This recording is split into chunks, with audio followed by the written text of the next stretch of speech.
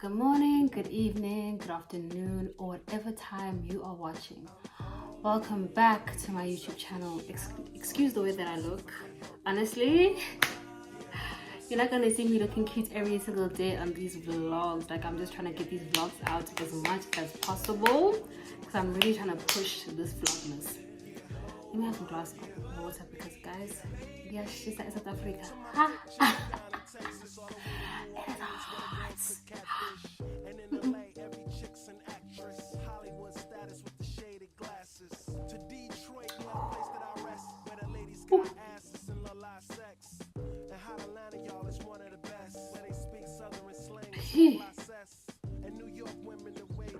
Yeah, it is so, it is so hot. But either way, I'm not here for that today. I am here to basically discuss my dating shenanigans. What I learned this year, what I like and what I don't like.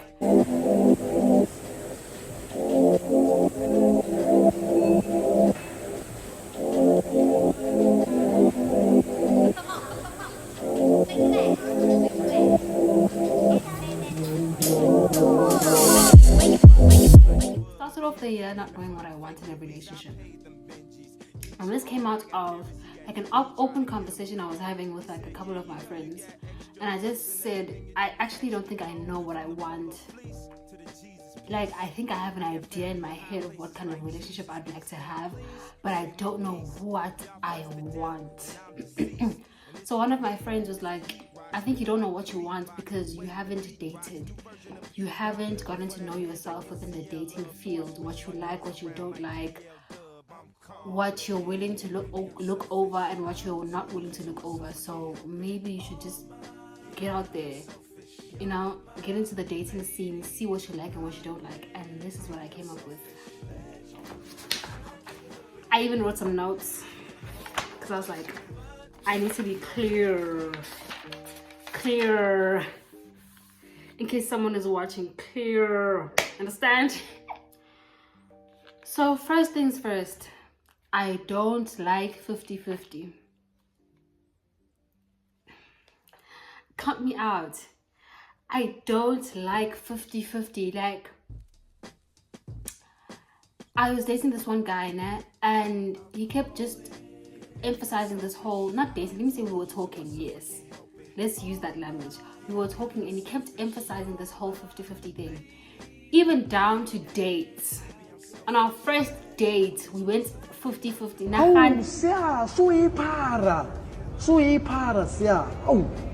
First date, we went 50-50. Like, he wasn't trying to impress me in any way, kind or form. Like, he said, we're going 50-50. I don't know.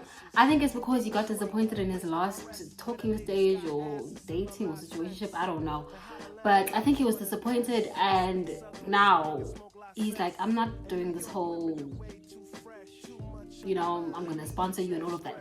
I wasn't looking to him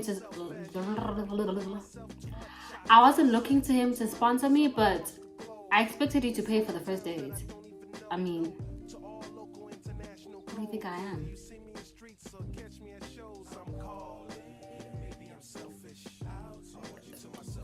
Like, I didn't understand that. And then he went into explaining how he prefers 50-50 in everything. So even in like a serious relationship or a marriage thing, you know, household bills will be split 50-50. And I was like, I didn't understand what he meant. Like, for me, 50-50 meant, okay, maybe he's taking majority of the bulk of the expenses. Like, maybe he's paying about 70% and I'm just filling in like a 30% here and there. No, this guy actually meant 50-50. So let's say there's a mortgage, a bond. The bond is maybe 5K a month. We're splitting that 2.5. That's how it's gonna work. That's what he had in mind, and I was like, that isn't what I want at all. And it just felt like what kind of man thinks like that? I was like, no. And like, he really praised how I was this kind of independent woman. I don't like that. I don't want a man who wakes up, goes to his friends and tells his friends, oh no, I'm cool because, you know, my woman's got it. You know, my woman is an independent woman. Like, no, I don't want a man who prides himself in having an independent woman. Like, for me, you should look at me and think, okay, she is hardworking, she is independent, but I don't want her to stay in that state of independency. You get what I'm saying? I want a man to look at me and think, if only I could just lift off the heavy load that is on her back. I don't want to help her to carry the heavy load. I want to carry it myself. Understand? Like, you get me? Like, I didn't understand where all of this was coming from because I had never experienced that from a man, like, at all. Like, he believed in 50-50 in all aspects, like from phone calls. If I call you today, you call me tomorrow.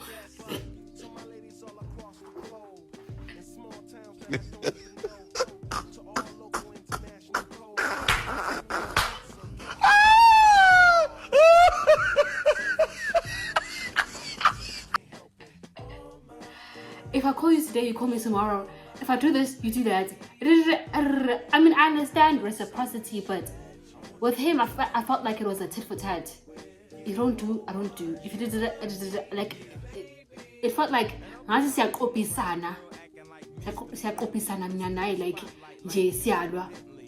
boxing ring, out, knockout, like, no. And that's when I thought to myself, this is not gonna work for me. And another thing that he would say is, I don't want my girl wearing short things. Give me like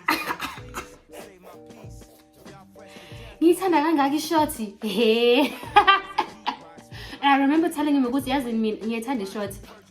And as long as you and I aren't married,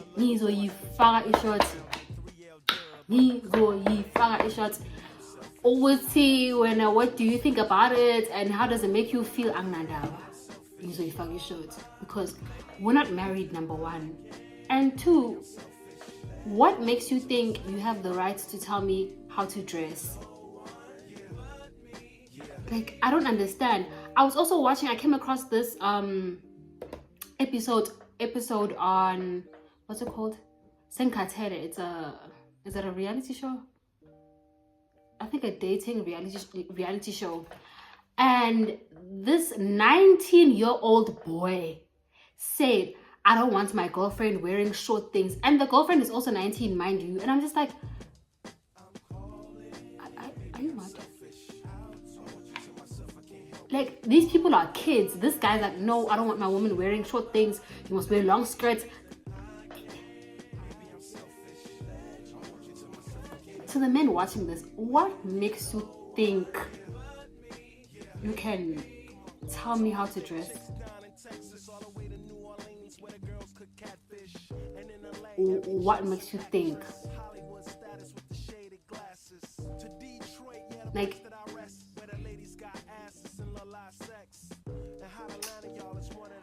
we're not even, one, we're not dating. Two,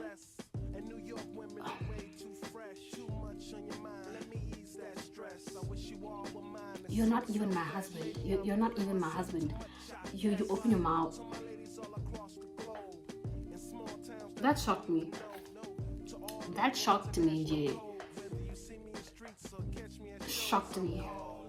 And another thing that he would do is, so for me, if you're not gonna ask me to be your girlfriend, I don't consider you as my boyfriend, and I don't consider myself as your girlfriend. And I say this because in previous instances, I found that I would overcommit myself in a relationship where a guy didn't even consider me as his girlfriend.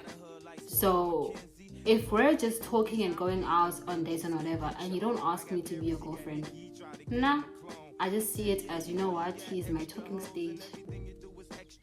I'm not his girlfriend, he's not my boyfriend.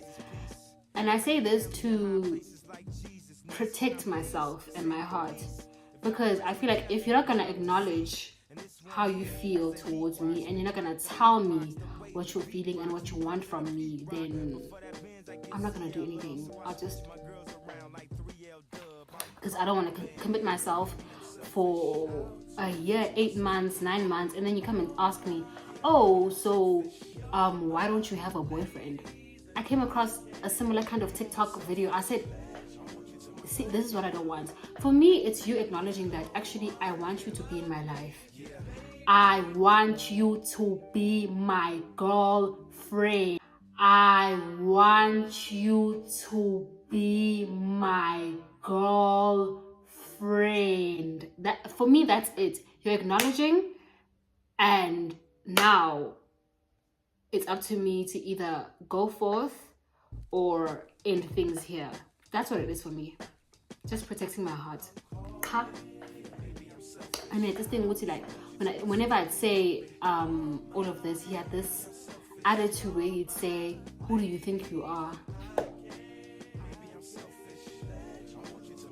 Who do you think you are? Just because I wanted to be quoted, like in Funuk Shelwa, and that's the one thing that he didn't do. This boy was 50-50 in all aspects.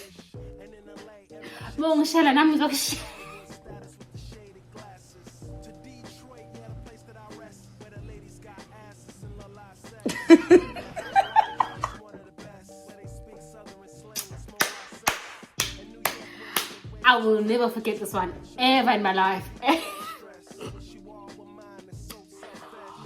Oh, we have seen things. Rediboni. Ukhamba ubona. Shem. So that's basically, in that situation, that is what I learned. But I don't want 50-50 in all aspects. There are certain things that should I even say this?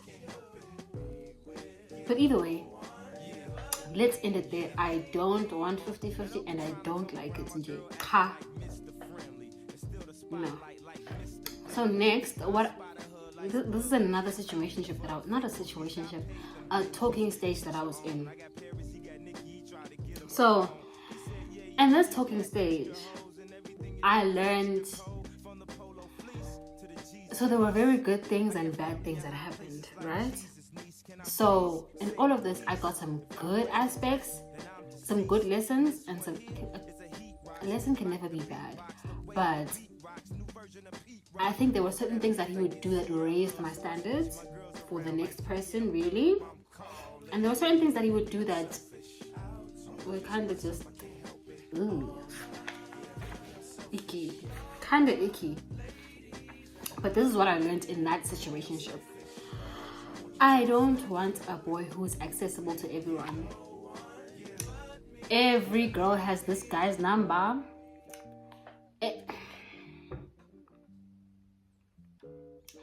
Everyone has access to him. Like, there isn't some sort of boundary.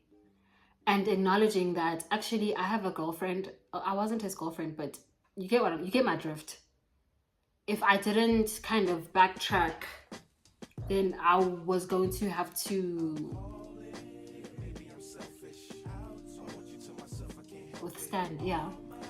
withstand that kind of behavior in our relationship. So accessibility to everyone. Like, every girl has your number, every girl talks to you.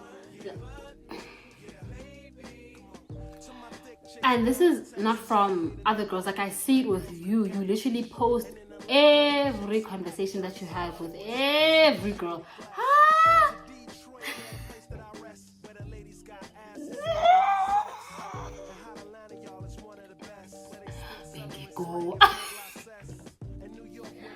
Bendigo. Hey, Bendigo Hashem. Yeah. I bet Bendigo Hashem. And being too friendly and flirtatious. Oh, I don't like that. And lastly, a man who posts other girls on their birthdays.